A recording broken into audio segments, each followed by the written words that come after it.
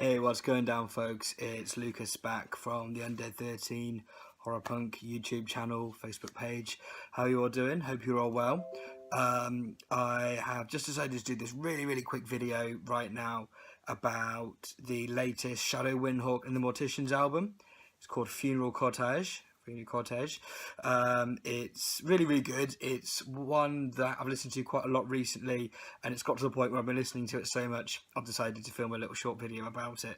Now, it's something I've only just decided to do literally like 30 seconds before I started filming, so all I've done is I've just quickly gone and looked at something I've written up previously about it for something else, and I'm just going to go through it in bullet point form. The reason why I'm going to not go into too much detail is I don't want to repeat what I've said across another channel, across another format. I've already reviewed this elsewhere. I don't want to repeat it, and that's just out of respect to the Devolution Magazine, who I wrote the review for. I don't want to sort of give away what I've said, really, because I want you to buy the magazine at the end of the day. So I'm just going to go through in bullet point form what my thoughts are, and if any of you know me personally, you're going to know my thoughts on this album anyway, because it's one I've been chatting to you all about when I've seen you down the pub, or when I spoke to you on Facebook, or whatever it may be. So like I said earlier, it's the third studio album by Shadow Windhawk. I've classed it, and I love putting music into like little boxes and labelling it with a subgenre. That's just like a hobby of mine. Some people don't like it when you put things into boxes, other people do. It's just something I find fun. So I've called it sort of doom punk meets death rock is where I've labelled it. Sorry if I keep pulling faces during this as well. I've got really bad acid reflux and I keep puking and regurgitating this hot bile into my mouth all the fucking time. So if I'm going like, ugh, it's because I'm vomiting in me gob. So what I've put is death rock. It's got these really slow, creepy, looming undertones that Shadow Windhawk's known for. Noah's vocals, or should I say Shadow Windhawk's vocals, absolutely hit the spot every time. If you like those deep, dark, foreboding baritone vocals that horror punk and horror music is known for, especially the gothy side of it. It's got some real cool nods to the horror franchises, just like all horror music should do. You've got 14 Mile Tombstone, which is a touching tribute to George Romero, the director of the zombie movies.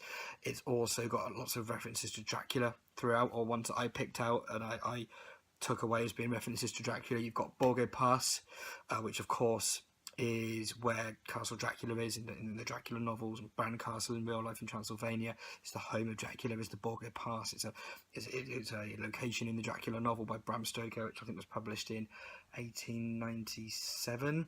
Yeah, in fact, I know it was 1897 because it's the same year the cheese factory was erected in Wensleydale. Interesting fact for the day.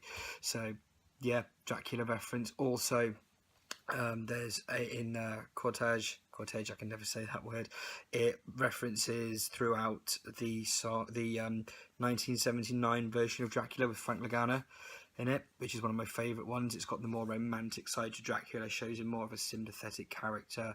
Really good film, and it quotes that film and it discusses that film within the song as well. So there's two Dracula references that are overt in your face on the album, which for me is a winner because I'm the biggest Dracula geek ever. I love Dracula, so to hear that in an album was really cool. The album, I've said to a lot of people, I've said online, it's very self-indulgent. I don't mean that as a bad thing. I think that's cool. I think that's good. If you're as good as Windhawk, you can afford to be self-indulgent.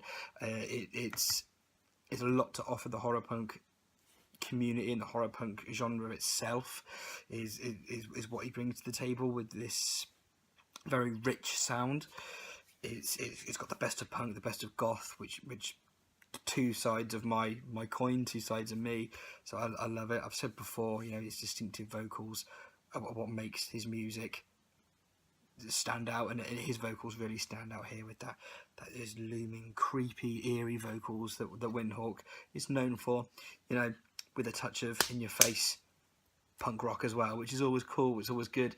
So I'm not going to go into too much detail, track by track, things like that, or go into my sort of deepest thoughts about the album. And the reason why I'm not going to is just because I have reviewed it in detail in Devolution Magazine. and issue 44 comes out soon. I'm going to put some links in the description below when you can get it from, and if you want to read the full review by Devolution Magazine, I review Funeral Cortege in Devolution Magazine issue 44. Also in there's a must-read interview where I caught up with Jackyl from the Crimson Ghosts. We discuss what they've been doing for the past 8 years and the new album. And I also reviewed the new album as well, Yet Not Human. Although I do keep calling it Not Yet Human. That's my mistake. It's like Monster always calls the other. He calls them the others.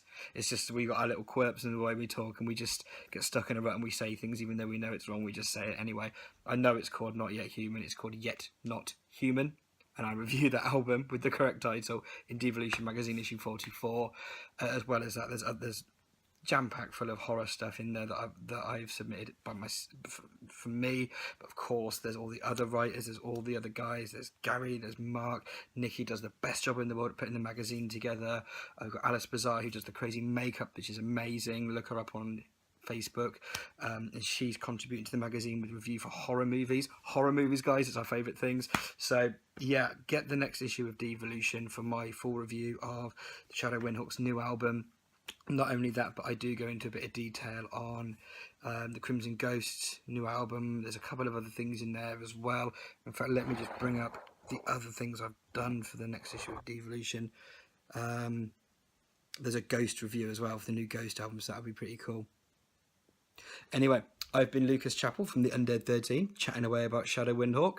I'm going to put some songs of his in the comments below, so you can have a listen. If any of it's up on YouTube yet, wicked. If it's not, just have a look on Spotify. It's his latest album on Spotify, and it's really, really good. It's punk rock, it's goth, it's scary.